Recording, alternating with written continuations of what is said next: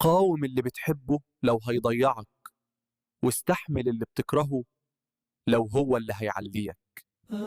اللي راح ما تزعلش عليه، يمكن ربنا شايف إن مكانه مش في حياتك. لا تخبر الناس بكل ما تملك، فالنعمة تحتاج إلى كتمان حتى تدوم.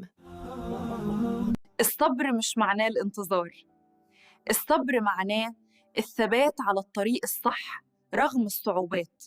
النجاح مش إنك ما تقعش، النجاح إنك تقوم بعد كل سقطة أقوى من قبل.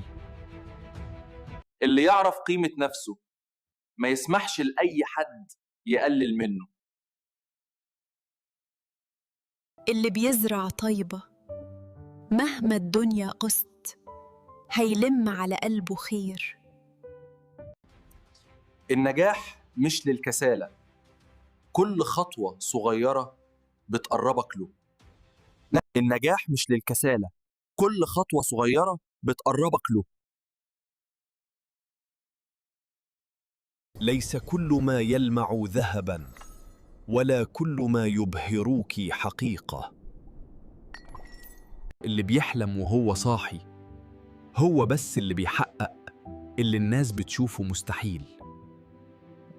ما تستناش الفرصة تيجي، اصنعها بنفسك وادخل بيها الباب اللي مقفول. ابني نفسك في الضلمة عشان لما النور يجي تلمع من غير ما تتكلم. الناس لا يرونك كما أنت، بل كما يريدون أن يروك، فلا تتعب نفسك في تبرير حقيقتك لمن لا يبحث عنها. ما تستناش الفرصة تجيلك، اصنعها بإيدك. ولو الدنيا ضلمة حواليك، خليك انت النور اللي ينورها. ما تستناش الفرصة تجيلك، اصنعها بإيدك. ولو الدنيا ضلمة حواليك، خليك انت النور اللي ينورها. أعظم انتصار يحققه الإنسان هو انتصاته على نفسه. أعظم انتصار يحققه الإنسان هو انتصاره على نفسه.